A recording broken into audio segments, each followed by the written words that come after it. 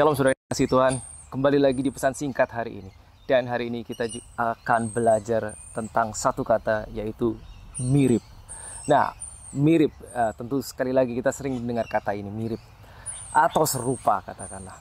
Nah, kita mengajarkan kita bahwa kita diciptakan serupa dan segambar dengan pencipta kita.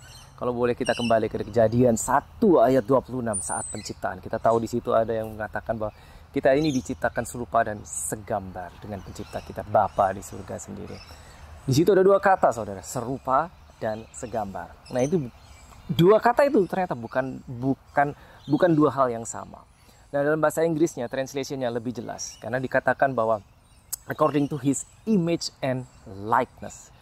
Kita diciptakan according to his image and likeness. Ada kata image dan likeness. Nah maksudnya apa?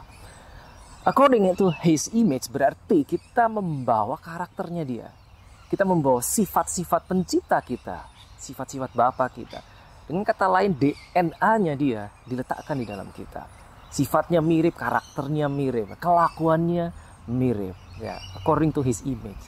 Lalu ada kata likeness. Likeness berarti secara fungsi kita juga sama dengan pencipta kita.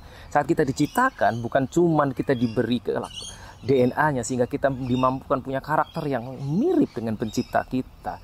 Karakter, pola pikir, segala semuanya mirip, tapi fungsinya juga sama.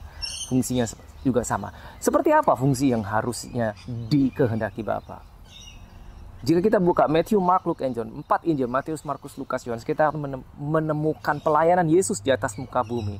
Seperti itulah fungsi kita. Ya, katakan kita menerima ministry of reconciliation. Seperti itulah fungsi kita.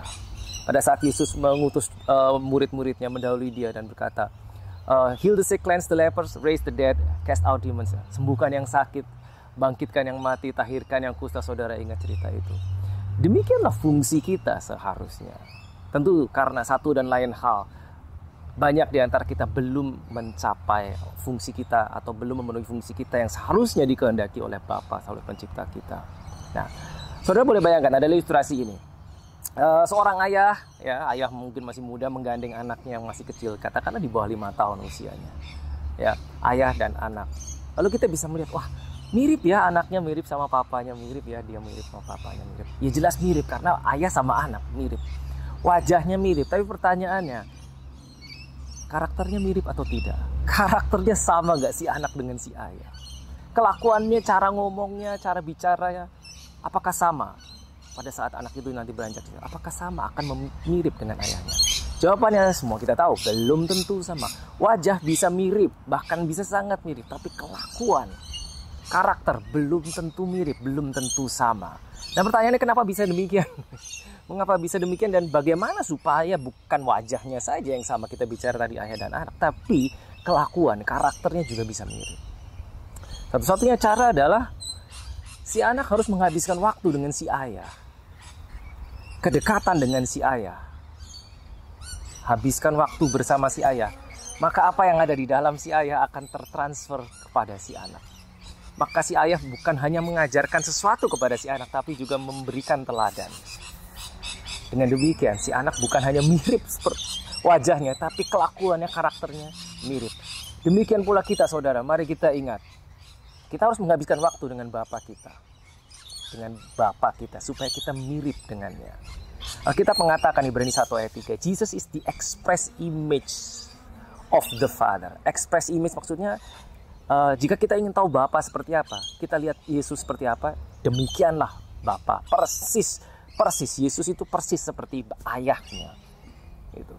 Dan kita tahu Yesus menghabiskan waktu dengan ayahnya. Bagaimana caranya kita menghabiskan waktu dengan Bapa kita? Ini saudara, Alkitab berkata selalu, firman ini adalah roh dan firman ini adalah Tuhan sendiri.